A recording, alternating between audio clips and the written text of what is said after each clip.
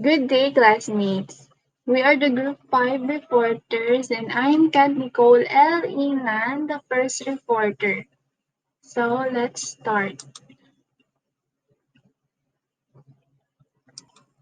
First is the conscientiousness.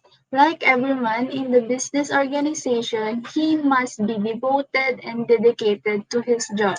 The conscientiousness can be used in economic model to help explain the financial behavior and also to implies a desire to do tasks and take obligation in others seriously. Next is the consistency. Consistency is another quality of the credit man. Credit man is his consistency. Consistency is a concept of important because it needs the comparability that is enabled to investor and other user of financial statement to easily, correctly, and compare the financial statement of other company. Next is certitude and celerity. Certitude and celerity is an credit checking, analysis, evaluation appraisal, and matter of fact in the entire credit approval process. It must the credit man not only acts the certainty and accurate but with swiftness and speediness. Next is the contact. Contact is again the connection with the credit approval process and particularly the gather and verification of credit information. And even though the later exercise of collection is another importance comes to the foreign contact. Contact is if you're ready to negotiate on the debit, you will be probably be a better of talking the creditors, not a collection agency, because the creditor has more discretion and flexibility in negotiating with other customer and with you. Next is the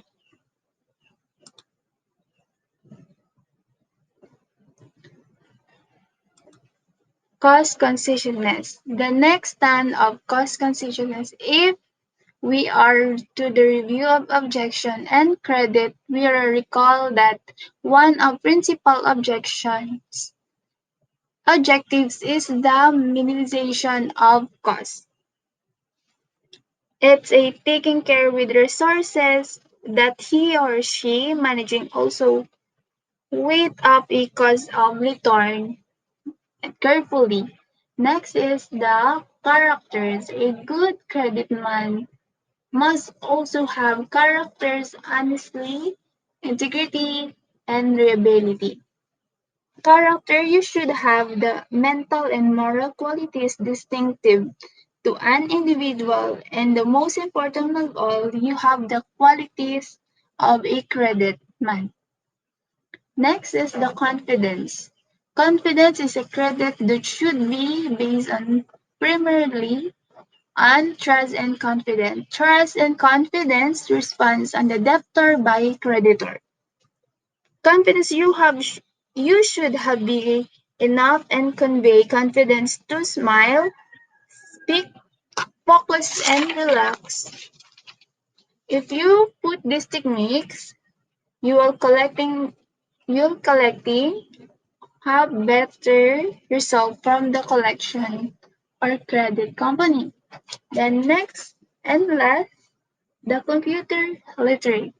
The credit man must have at least some basic knowledge of computer ins and outs of information technology. In that place, any collection agency or company looking to hire a credit and collection analysis, we are look they are looking for individual who taking college degree or college courses with under the accounting and computer skill is a must for this platform. And next, that's all about my report. The next reporter will be Hannah Joy Tang. Thank you for listening.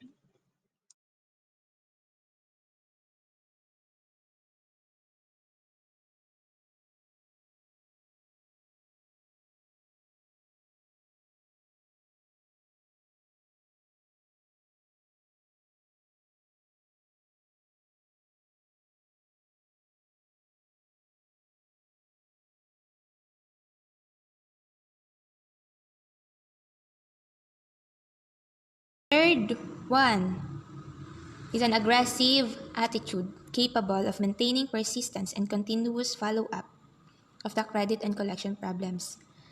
In recognition of the relatively short time frame available for accomplishments, such as posture is necessary to meet the demands of the marketplace to speed the flow of cash from the receivable investments and protect the investment from loss. So consistency of the operations is the key here. Being consistent in the operations and in any field of this company is the key here in order to have a continuous improvement of the company. So yun nga, we need to be consistent lang. Kapag ganun ka nung una, kapag kunwari, persistent ka talaga nung una, dapat hanggang dulo na yon. Determinated ka, dapat hanggang dulo na yon. To have a continuous improvement of the company. So fourth is having an analytical mind.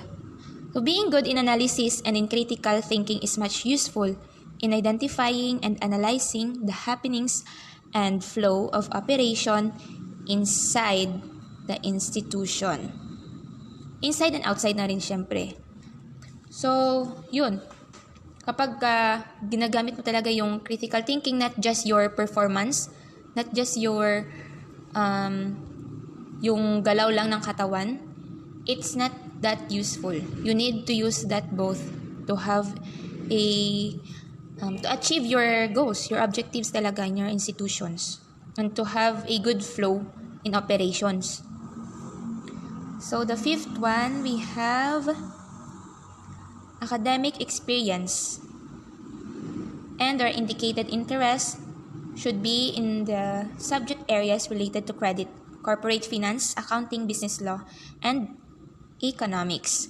So to have a background knowledge and history about credit is much that important, so that it is easy for you to be more efficient and effective in the company. So yun nga, kinakailangan rin na may experience ka, you should have a background in this credit institution to be more appreciated, para ma-appreciate ka palalo ng mga kasama mo. At maging relatively, maging effectively yung bawat galaw mo.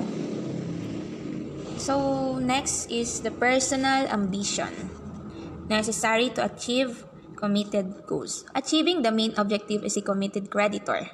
So, hindi mo naman kasi ma-achieve your specific goals kung hindi ka naman committed creditor. So, kailangan mo munang maging committed creditor para, yun nga, para maabot mo or ma-achieve mo yung target goals ninyo, a company.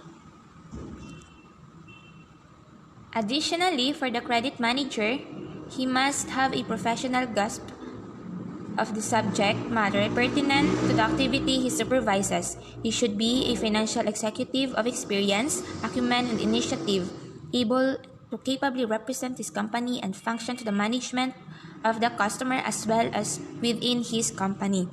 So, as a credit manager, he must master all the fields related to credits and has a proper strategy in managing all the workforce outside and inside of the company. And that's all for my report. Thank you. Good day, everyone. I'm EDMAR, LACHICA, the third reporter of Group 5. I will discuss the Chapter 5, the Credit and Collection Policies. And this is the credit cycle to guide the credit man in the planning and preparation of credit policies. First is the market planning and credit.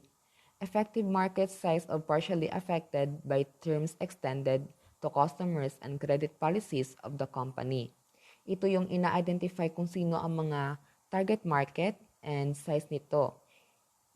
Kung ang market na ikikater ng company for the credit process. The next, the sales strategy and pricing and terms of sales. The problem of cash flow and the customer are part of the credit responsibility. Ito ang pag-identify ng plans and strategies to entice the customers in terms of pricing of the credit terms.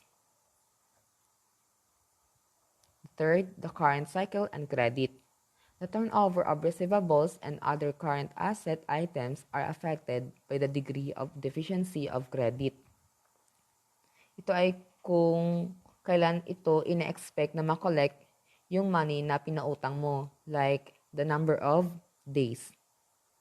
Fourth, the cost of borrowing and credit. Credit policies must consider the inevitable problems of cost of money and the efficiency in the utilization of funds.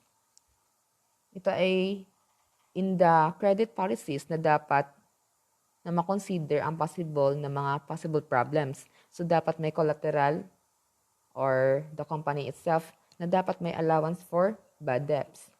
Then, the last of credit cycle is the profitability and credit. Credit efficiency affects the ultimate goals of profitability. The problems of money cost are aggravated by receivable write-off. Ito ay dapat makaging yung company na nagpautang more profit to secure kung on time na pagko-collect sa mga pinautang. The next, the effective credit man should view his responsibility for the broader perspective of the key objectives of the company. Ito ay kung gaano dapat siya ka-responsibilidad for their work or position for the objectives of the company. D. The concept of sound financial management incorporates the broad aspects of credit management. This how to handle the responsibility of the management upang mas malumago ang kita ng isang kumpanya. In C, the credit man cannot insulate himself from the problems of marketing and sales. This is one of the problem of the credit man because of this situation na problema ng credit man ay hindi niya nagagawa ng solusyon naging sa kanyang sarili. And last, the credit man who has direct contact with the market must consider a PR representative of the company. Need ito ng information or interview about this situation na ang pag-credit ay dinadirect agad sa representative ng isang kumpanya dahil dito ay alam niya kung paano ang credit processing. So, the next topic, it will discuss by the next reporter. Thank you. Good day, everyone. I'm Maria Adora Shane A. I will continue the discussion of credit and collection policies. Before going any further in the presentation of credit and collection policies, it is best to know the basic reason why credit business is good business. Number 1. Credit customers ordinarily do most of their trading with the store where they have an account. It is an advantage for a buyer. So in some cases, certain buyers may be able to negotiate longer trades, credit repayment terms which provides an even greater advantage. Number 2. Credit customers are not so price conscious as cash customers. Price is not just only an amount that customers pay for using a product or having a service. Number 3. Credit customers do not shop around so much. They buy the article they need and move on. So this is one of the reasons why online shopping has grown so much over the year is because of the experience that businesses are able to provide to their customer. Number 4. Credit customer can be sold more than cash customer. It is so easy to say, charge it. Personal finance expert weigh in on which expenses you should reconsider using a card to pay for. Number 5. Credit customers are among the best people in town and have more money to spend. Using a credit card for bigger purchases can make sense if you are worried about carrying a large amount of cash around, and most people tend to spend more than they would if they were paying cash on everyday purchases. Number 6. Credit business is not so competitive from a price viewpoint, and stores don't need so many special and price-cutting events, but advertise merchandise, service, and quality instead. So dito naman, ang ilang mga business ay nag-aalok ng credit to gain a competitive advantage in their market. Number 7. Credit customers stay with the store for a longer period of time, for years, if they are treated well. Number 8. Credit customers all have an ascertainable credit limit, and if kept within it, their accounts are practically as good as gold. Number 9. Credit customers, even marginal cases, can with the credit business system of account control be induced to pay their bills promptly. Number 10. Credit customers who fail to pay will be billed a small percentage of the total good business produced as outlined above, that the merchant could be lose more than that amount and still do a profitable credit business. Number 11. Credit customers are your customers. Cash customers are anybody's customer. Customers will reward these gestures of confidence by continuing to buy from you, at kung nais nilang magnegosyo sa isang taong nagtitiwala sa kanila. Installment selling can often help small marketers to increase their sales and profit. So, ang pagbibenta ng mga kalakal ng consumer sa kredito sa ilalim ng makondisyonal na kontrata at sa pagbibenta na nagbibigay para sa regular na panapanahong pagbabayad pagkatapos ng paunang pagbabayad. So this A discusses questions small marketers need to answer before deciding whether to offer installment selling. Among them are: Number 1. What goods am I offering? What type of credit do my customers want? What are my financial resources? Are my competitors offering installment credit? What laws regulate installment selling? So the next topic it will discuss by the next reporter. Thank you. Factors affecting decisions. Today, more and more retailers appreciate the fact that installment customers can be valuable sales-producing group. However, before you can decide whether to use installment selling, you have to consider several factors. Kinds of goods sold. The majority of goods sold on installing terms are durable items of high unit value and often have a reposition value. Ordinarily, goods bought for immediate or temporary use should not be sold on long-term credit. The reason is the customer begrudges allocating a slice of his income for merchandise he has used up and almost forgotten. Customers' desire. It is an emotional, and emotions can be bond with your customers. How do we build customer desire? First, dig into needs. Before your marketing team creates more copy for your product, do some research to find out why customers buy. Next is magnify the desire. Use your research to sharpen, clarify, and magnify the desire to meet needs. Third is design the future. And lastly, show them again and again.